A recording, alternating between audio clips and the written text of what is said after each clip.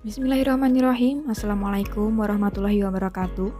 Selamat pagi teman-teman dan selamat pagi juga kepada Ibu Islamiyati Hidayah SAM Akun. Semoga kita semua dalam keadaan sehat walafiat.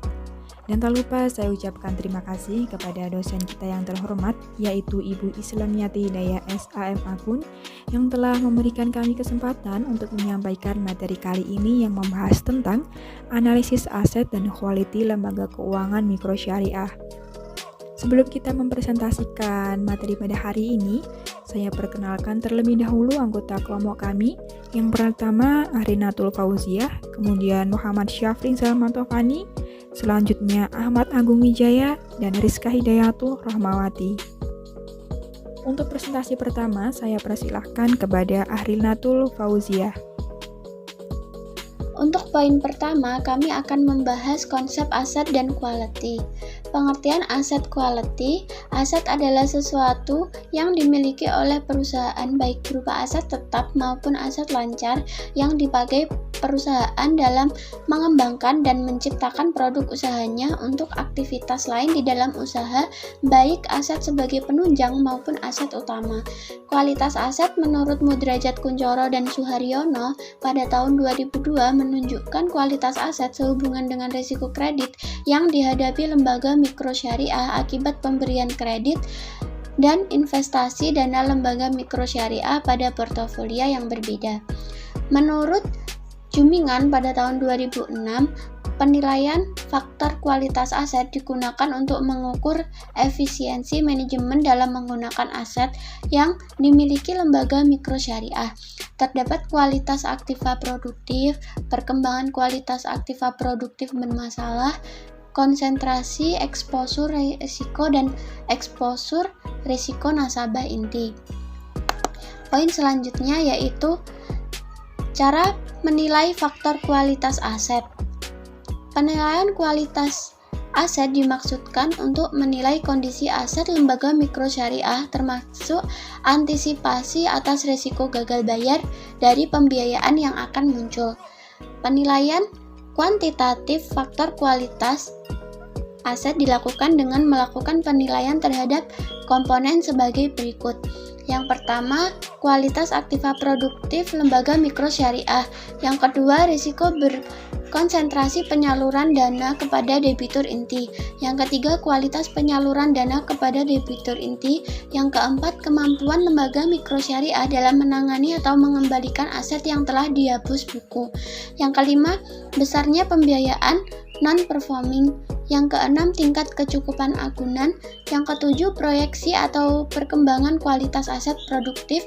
Yang kedelapan, perkembangan atau tren aktiva produktif bermasalah yang direstrukturisasi pada Surat Edaran Bank Indonesia nomor 9/24/DPBS tahun 2007, diakses dari http://www.bi.co.id.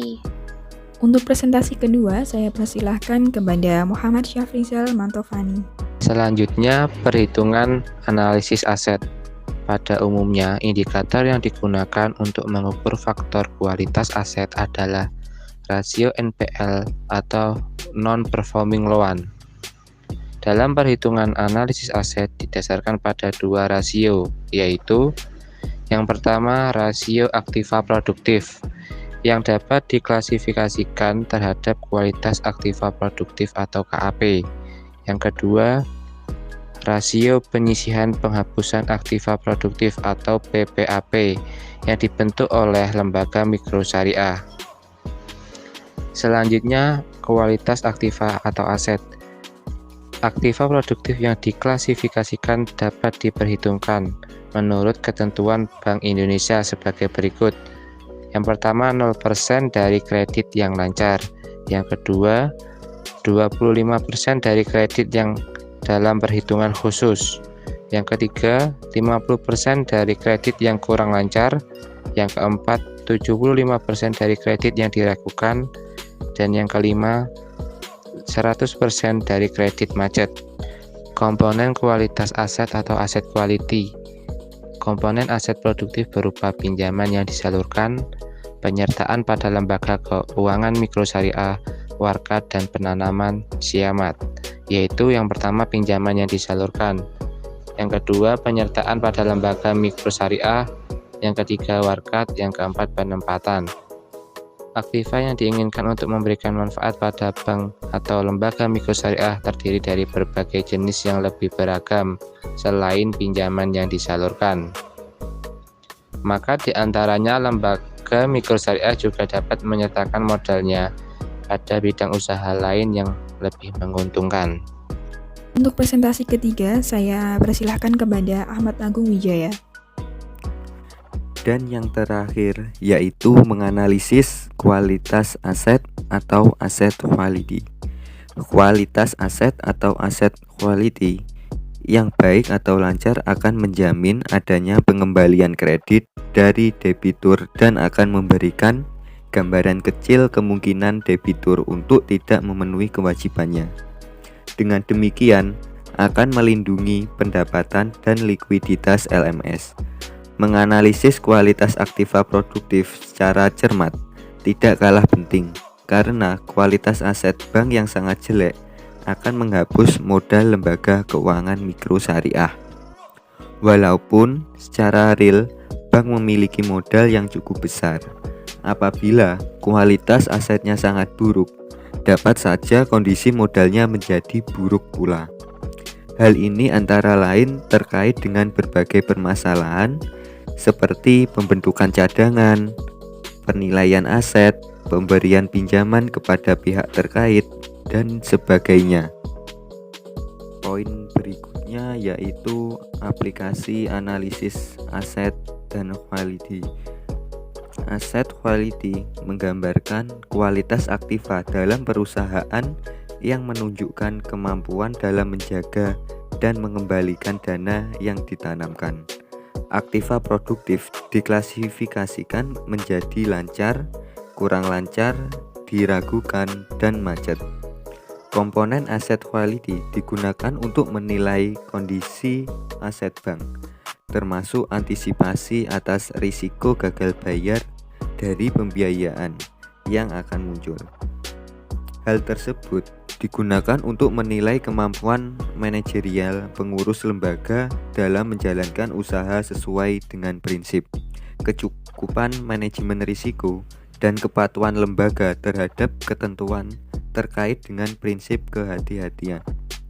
Lembaga mikrosyariah sangat bergantung pada kepercayaan dari masyarakat, sehingga semakin banyak dana pihak ketiga yang ditempatkan dan menunjukkan kepercayaan masyarakat tersebut tinggi.